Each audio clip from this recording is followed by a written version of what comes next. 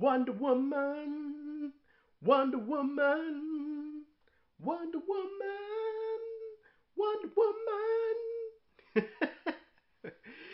What's up, people? Today, I am actually going to be talking about Wonder Woman, if you couldn't tell. And if you didn't know, the song that I was just singing was the theme song for the 70s Linda Carter Wonder Woman show that I remember watching as a kid. And today, I'm actually going to be talking about the Gal Gadot 2017 Wonder Woman film, and I can't wait to talk to you guys about it coming up next.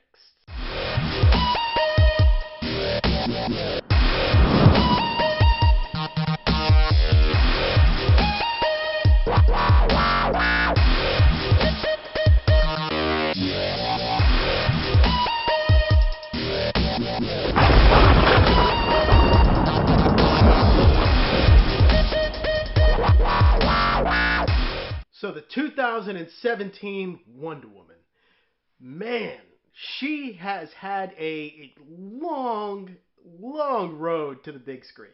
This is something that's been in development for I don't know, 20 years.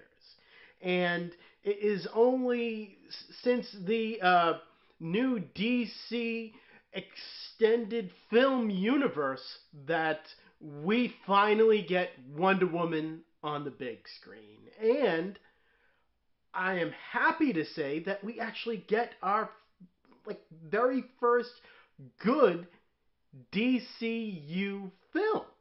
I mean, I've been waiting, I've been rooting for them to actually come out with a movie that has been really great and really live up to the characters that they have. And Wonder Woman is that movie for the DCEU. And right off the bat, this is going to be an origin film. But an origin film that really diverts from where other origin films really kind of get stuck to me. You know, in that we see too much of them when they are younger, and we don't really get to see these characters be these characters until the end of the movie. That is not what this is. And I really did dig that about this movie. You know, at first, we see Wonder Woman in her home world, which is like a different realm, and I believe it is called Themisia. And that's not really what it's called in this movie. I believe in this movie, I heard them call it Paradise Island. But in the comic books, I believe it's called Themisia, and it is all based on Greek mythology. And in the matter of fact, Wonder Woman, or Diana, played by Gal Gadot, she got her powers from the Greek god Athena. You know, Diana, she has a mother played by Connie Nielsen here, and she is excellent in the movie and very regal. And, you know, you have this back and forth between Diana's mother, who believes that Diana should be very regal, much like her, and be above the Amazonian culture, where it is a lot of fighting and just always being prepared for war, because Paradise Island is always on the brink, or they are always preparing to get invaded. They don't think that they will always be at peace.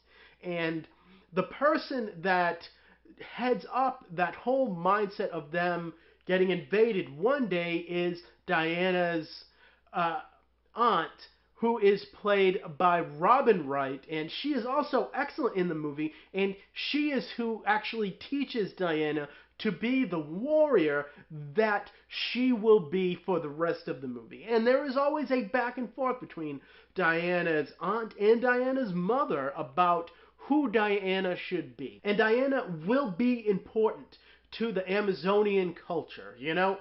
They believe that Diana is a very special person, and they believe that Diana, she has something inside of her that is very, very key to their existence. It is said that Diana was made from clay by Zeus and is a gift to her mother from Zeus. So basically, it is the whole almost like a Christianity kind of a thing, where she is actually just immaculately conceived, or at least for you know, for the purpose of this film, that is the notion that we're supposed to have about Diana. And when our male lead, Steve Turner, played by Chris Pine, and he'll basically just stumble upon this island, basically just by, you know, circumstances that are told in the film. You know, I love how the Amazonians are depicted in this movie and in the scene where he goes to Paradise Island and there are people that are following him that are invading the island, and how the Amazonians stick up to this human army. Man, they are just riding in on horseback. They have these bow and arrows that just come out, and they are just kicking ass and taking names. And jeez, man, it's just a beautiful sight to see. And I just love how this is told in such a way that is very important to the female culture today without just being very ham-fisted and without knocking the male culture. You know, Diana is very important and very focused in this movie. You know, it's called Wonder Woman, and they really do focus on her in a way that, to me, if I was a young female, I would look up to her. And she is a very positive role model for younger females, and Wonder Woman has always been that way, but I feel like it's very well represented here. And in a world that we don't have a lot of characters that younger girls can look up to, I believe that she's one of them. And I just want to congratulate this movie for that because I feel like it's important. Now, this all takes place during World War I, which I feel like is very important to separate it from Captain America, the First Avenger, that took place in World War II. And as far as separating this movie from that film that was pretty successful, that a lot of people have seen, I feel like it is important to set this in World War I, and I feel like that's a lot of what separates this movie from that film, besides the cinematography that looks a little bit more realistic here, which is this is saying something about Captain America: The First Avenger.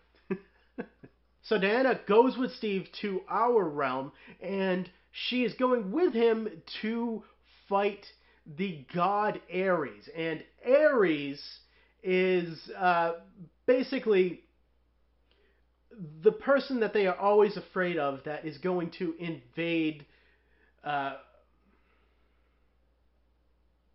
So Diana goes with Steve to.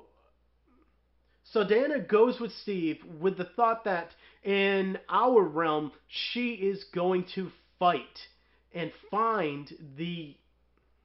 So Diana goes with Steve to fight and. So Diana goes with Steve to find and fight the god Ares. And she believes that Ares is the literal god of war. And since she knows that Steve is in the middle of World War I, she figures, hey, that is caused by Ares, and I must go and fight him and confront him. And that starts a pretty key arc here for Wonder Woman, or Diana, where she has very preconceived notions from being in her world. And really, I think her arc in this movie is that a lot of her preconceived notions will be challenged here. And some of those notions will actually help us out in World War I, but other notions will be proven wrong. And it is her arc to basically decipher through all of those notions and learn what is fact and what is not. And just learn that us as a people can do very bad things, but at the end of the day can do even greater things. I do feel like that arc isn't displayed the strongest in this movie. I feel like it waffles on it a lot, and it's very unclear. I feel like that's like the biggest negative that I will say about this movie, Diana's arc isn't that strong. But when you really sit back and you think about this movie, and that's what it takes to really get it, you will see that that really is what the movie is trying to say at its climax. And how is Gal Gadot as Wonder Woman? I feel like that is a mixed question. You know, there are times where I look at her and I see a great, great beauty. And I see that her playfulness as a person, Gal Gadot's playfulness, definitely does come through in this movie, and I see her intensity coming through in this movie. You know, she was I believe that she was part of the army, and she has military training where she came from, and I do see that in this movie. And for that, I actually think that she is a good Wonder Woman. But what makes her not a great Wonder Woman is I feel like her acting isn't that strong. I feel like her facial reactions are very good, but as far as conveying that through her accent, I know that Wonder Woman or Diana is supposed to have an accent, but her accent here is it gets in the way of her expressing herself, and I feel like that is the biggest hurdle for this character. Besides the fact that she is an Amazon and she is supposed to be intimidating, and when I look at Gal Gadot, I see somebody that is pretty tall, but not that intimidating, despite her military background. And I feel like that is something that the character with Gal Gadot playing her will always bump into. But for the most part, I warm up to her just because she's a very warm presence in this movie. You know, when she goes to America and when she meets people, she just has a very different look at World War One, and she sympathizes with people a lot more that are affected by the war. And we'll see that all throughout the movie, where people will say to her, you know, Diana, if we're going to win this, we can't get bogged down with these people that are affected by it. But Diana truly, truly sympathizes with them, and she has a greater heart than Steve does or with the rest of the army. And she will prove to them that that can be an asset. And that is something that she carries over from her culture to America, and I feel like that is really great. Now let's get to the villain of the film. Let's get to Ares. You know, Ares, he is a mystery. We don't quite know where this Greek god is hiding. And there is a lot of talk with him actually being Danny Houston's character in this movie called Ludendorff. And Ludendorff is this German general, and you know that there's a problem with the DC Universe's films and the villains. I feel like the DC Universe has just always had horrible villains in every single one of their movies, and this movie has the best, but it's